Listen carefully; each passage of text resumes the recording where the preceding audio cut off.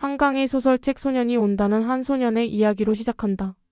이 소년은 거리에서 책을 파는데 어느 날 그는 미스터 송이라는 사람을 만나게 된다. 미스터 송은 책 소년에게 독특한 제안을 한다. 그는 책 소년에게 5권의 책을 읽고 미드나잇 피아노 연주회에 참석하라고 제안한다. 책 소년은 기쁨과 두려움을 뒤섞인 마음으로 제안을 받아들이고 책을 읽기 시작한다. 각 책을 읽을 때마다 그의 삶은 변화되고 이를 통해 그 자신을 발견해 나가는 여정을 겪게 된다.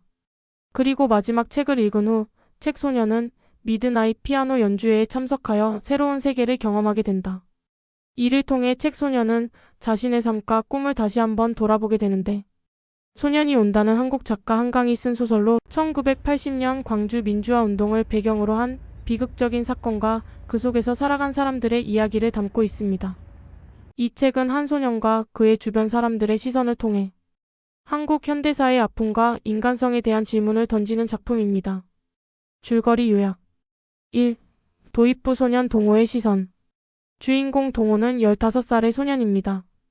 그는 광주에서 민주화 시위를 진압하려는 군인들의 폭력으로 인해 사람들이 죽어가는 끔찍한 현장을 목격합니다.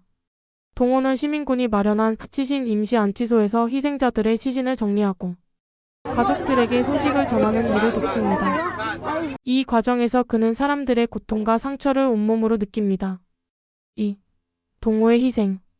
동호는 폭력적 진압 속에서 끝내 군인들에게 붙잡히고 참혹한 고문 끝에 목숨을 잃습니다. 그의 죽음은 광주의 수많은 희생자 중 하나로 상징되며 독자들에게 깊은 충격을 줍니다. 3. 생존자들의 고통. 동호의 이야기를 중심으로 그의 주변에 있던 사람들이 각자의 방식으로 살아가는 모습이 묘사됩니다. 동호의 친구, 동료, 가족, 그리고 시위에 참여했던 이들 모두가 그날의 기억에 사로잡혀 살아갑니다. 생존자들은 트라우마와 죄책감 속에서 삶을 이어가며 동시에 이 잔혹한 역사를 잊지 않기 위해 고군분투합니다. 4. 역사와 기억의 무게.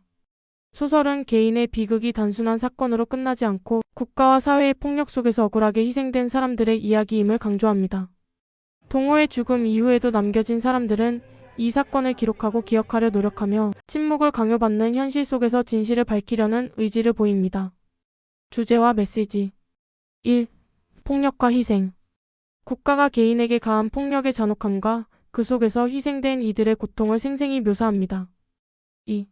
기억의 중요성. 이 소설은 역사를 기록하고 기억하는 것이 얼마나 중요한지를 강조합니다. 특히 잊히지 않기 위해서는 끊임없는 증언과 이야기가 필요함을 말합니다. 3.